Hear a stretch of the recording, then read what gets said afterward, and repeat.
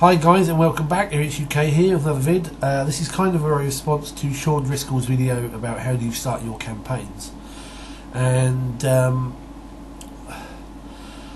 I am the sort of GM that goes with the keep it simple. I regularly have the characters know each other before the game starts, and I like the you start in a tavern sort of thing. It may be a cliche, but it's a piece of traditional sort of like D&D, almost D&D lore, as it were, and I quite like that. Taverns were meeting places, back in medieval times, and it makes sense that that's the sort of place where adventurers and the like would hang out.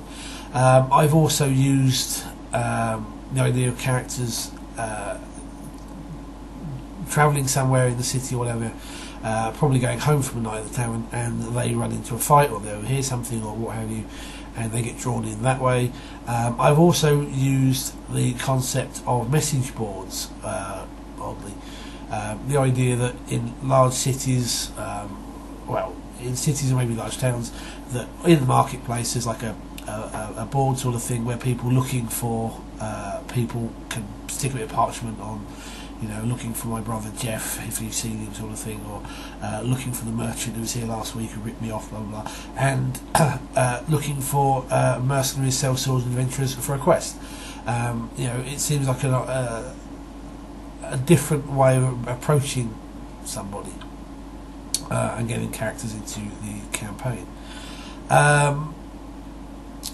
I've also, in other sort of games, non-D&D related, I generally have brought together because somebody they know, or somebody has contacted them and brought them together. Because generally, let's face it, unless you're playing something like Call of Cthulhu or some sort of investigative horror, generally you are looking at characters who are probably more of an adventurous sort anyway, so they're going to be a little known before the game starts, and that's why they get brought together. Things I don't like, to be fair, are you wake up with amnesia, you've got no idea who you are, and you use the campaign to find that out. That just strikes me as a very boring concept. I've never been a fan of that sort of thing.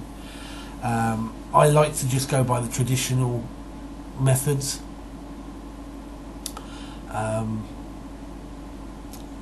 So there. I can't really think of much more to add to that.